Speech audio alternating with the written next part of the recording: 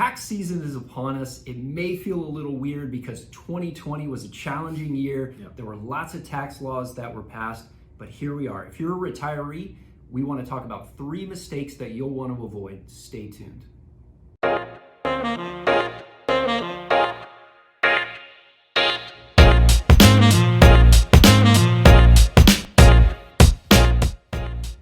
So in 2020, the CARES Act was passed, big tax bill. Most people know it for stimulus payments. So number one mistake to avoid is paying taxes on those stimulus payments themselves. Yep. Now, if you use a tax preparer, if you use a CPA, they'll likely know not to classify your stimulus payment as income. But if you self-prepare or you do it by hand, just know that payment is not taxable at a federal level. It's a little more nuanced than that. Technically, it's an advance of a 2020 tax credit, so just keep that in mind.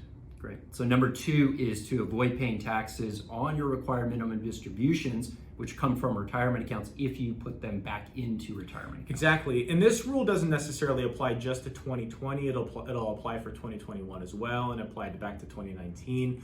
But it's especially important for 2020 because of all the funky tax rules that went on. It was just a really weird year and people forget what happened. And here's how it works in a nutshell. Let's say you took your required minimum distribution from your IRA last year, and then after the CARES Act passed, you go, you know what, I don't actually need this income, so I'm gonna return it back. The CARES Act said I don't have to take my RMD for 2020. It was suspended. And so you did that. And the reason you did that is because by returning the RMD back into your IRA, you would avoid taxation on that withdrawal. Now, what's going to happen is this year, you're going to get a 1099-R. That's a tax form that the custodian will send to you. And on that form, it's going to say, you took a withdrawal of, let's just say, $15,000. But you returned it back into your account. The tax form isn't going to pick that up. That's something that you need to communicate with your CPA, your tax preparer, or if you self-prepare, you have to make a little special marking on your tax return to say, hey, listen, I know I took a withdrawal out of my IRA, but I returned it within the appropriate amount of time, therefore it's not taxable. Okay, good. Certainly don't want to pay tax more than you have to. Exactly.